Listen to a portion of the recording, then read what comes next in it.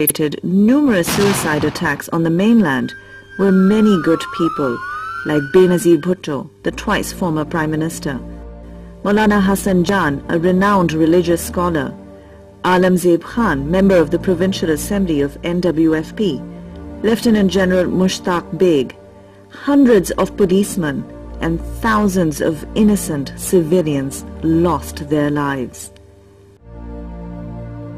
To add to the misery, Pakistan has been subjected to 60 drone attacks in the last 3 years, and these assaults are still continuing. 701 persons have been killed. The whole of Pakistan was put under a state of high alert.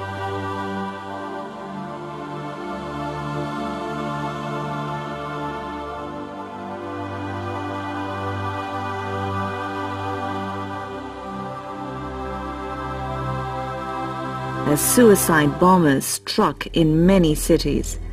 The knock-on effects to Pakistan's economy has been loss of infrastructure, the dramatic decline in foreign investment, tourism, and even hosting sports events.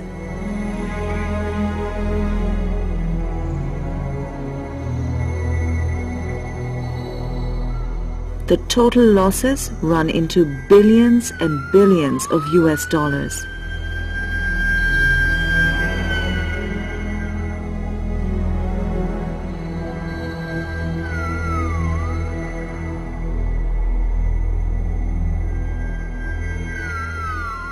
The country is plunged into darkness several hours a day as the government is unable to meet the power requirement due to expenditure on extraordinary security measures.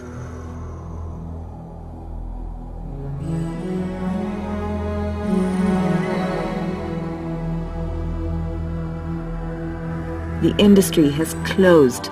People are out of jobs. Businesses are shrinking. Every bomb blast crashed the stock exchange. Even then, the resolve of the Pakistani people has not wavered. Islam spread in this region through Sufism, which teaches love, respect, and service to humanity. The Taliban are contradicting this belief and imposing their own by targeting shrines of Sufis. The local people are suffering the largest migration in the history of the country due to heavy fighting and insecurity. Therefore, providing shelters to the hundreds and thousands of displaced people is not an easy task. People are dejected and heartbroken and are struggling to adjust to life in these makeshift tents. The psychological trauma suffered by them is immeasurable. The apathy of the world community to the happenings in Pakistan, combined with the typical social milieu of the tribal areas, helped insurgency sweep into Malakand division.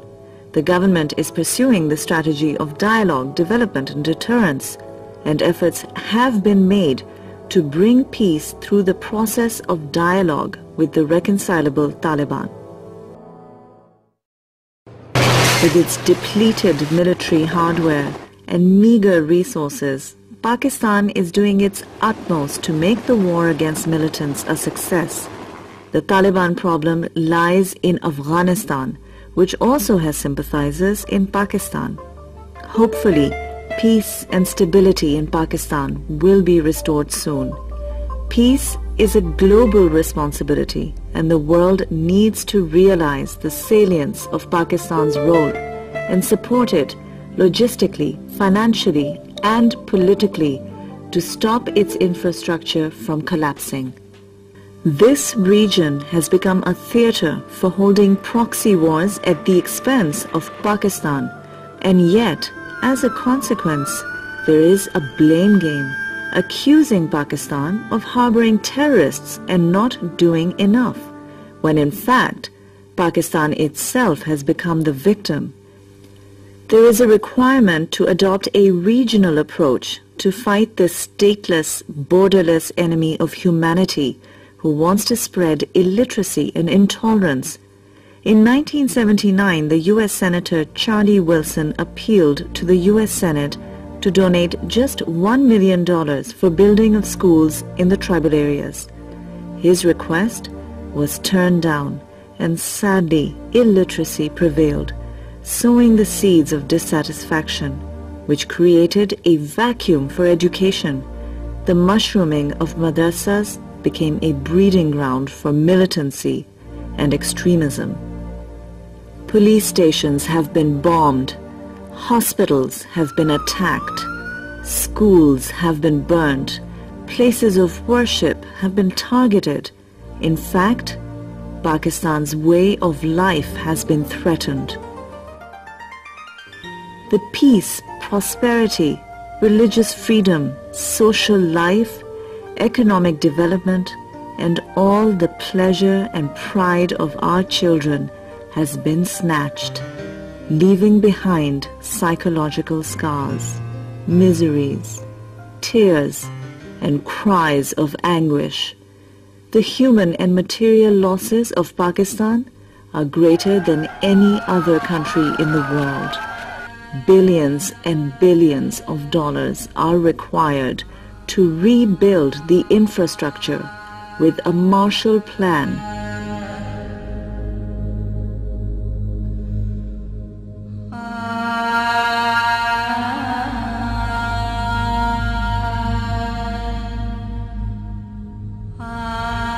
My books have been burned, my pen has been broken, my school has been torched. Oh, the protectors of human rights and justice, come on, stand by us. I am an honorable part of this global village. Help us, help yourself, protect us, protect yourself.